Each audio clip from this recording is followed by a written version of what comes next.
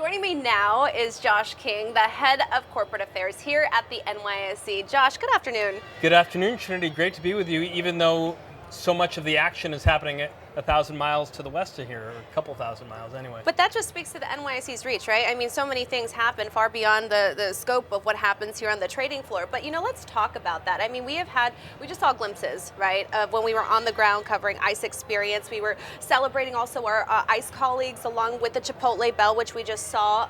Then we had Reddit go public a few days later.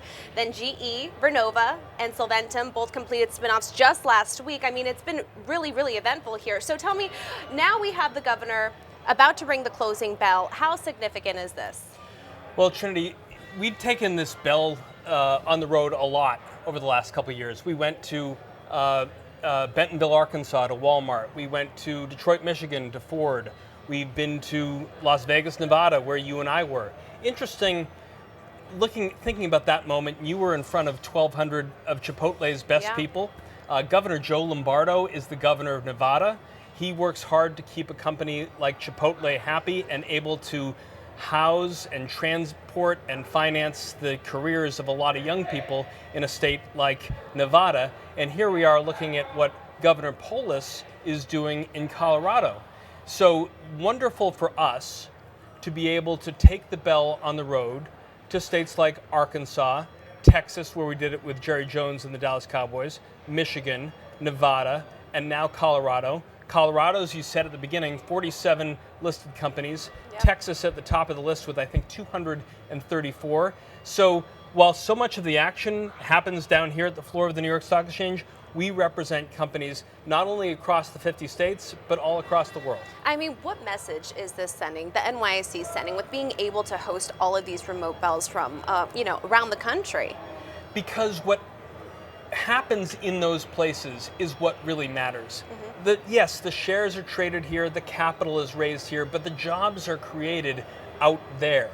And Polis, Governor Polis, who you'll see ring the bell in just a couple minutes, he was elected in 2017, started his term in 2018, served his first term, got elected in 22, and he's out of office in 27. We talked to Missouri Governor Mike Parson a couple weeks ago on Inside the Ice House. Parson is coming down to his last year.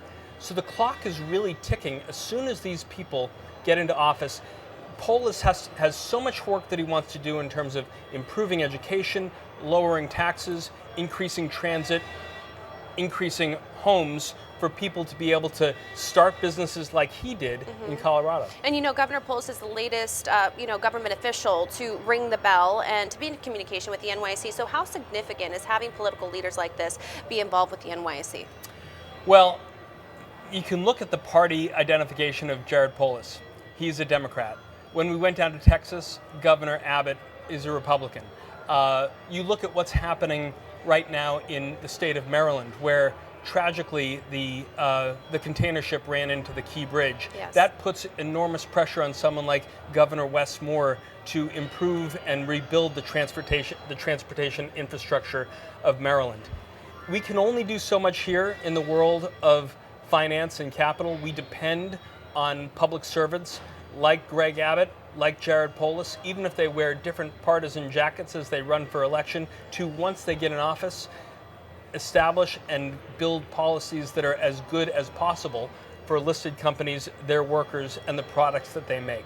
So we love the opportunity to shine a light on what good public servants like Governor Polis are doing in the State House, in this case, Denver, Colorado. And I want to talk about Inside the Ice House, which you were alluding to earlier. So you've released some big podcasts, Larry Summers, Ken Griffin, you recently did down in Boca, and then a name in today's closing bell, Vail Mountain COO, Beth Howard, as well. Well, you think about Beth Howard, whose podcast we released last week. She has thousands of employees who are in Vail, Colorado, and the surrounding towns. Huge challenges for someone like Beth to create the seasonal housing that she needs for all the staff that not only are running the lifts, grooming the trails, making the snow, serving in the restaurants, becoming basically this incredible, magnificent tourist destination for so many people coming into Governor Polis' state in Colorado. Yeah. They land at Denver International Airport, they come out to Vail, they spend a few days, they spend a lot of money in that state, creating a lot of tax revenue for Governor Polis to continue to build the roads and improve the infrastructure. So all of these things put together, as I think about opportunities inside the ISOs, we want to shine a light on what people like Jared Polis are doing. And speaking about shining a light with what people like Governor Polis is doing, we have about 60 seconds. Can you give us a little preview of some more exciting podcasts that may be coming up? Sure. We've got, thinking about Texas, Cassie Craigie. She works for a company called Rent-A-Kill. They are one of the world's foremost exterminators, to put a fine point on it. Yes, yes. And so we go deep into what it takes to keep businesses and houses free of insects and termites.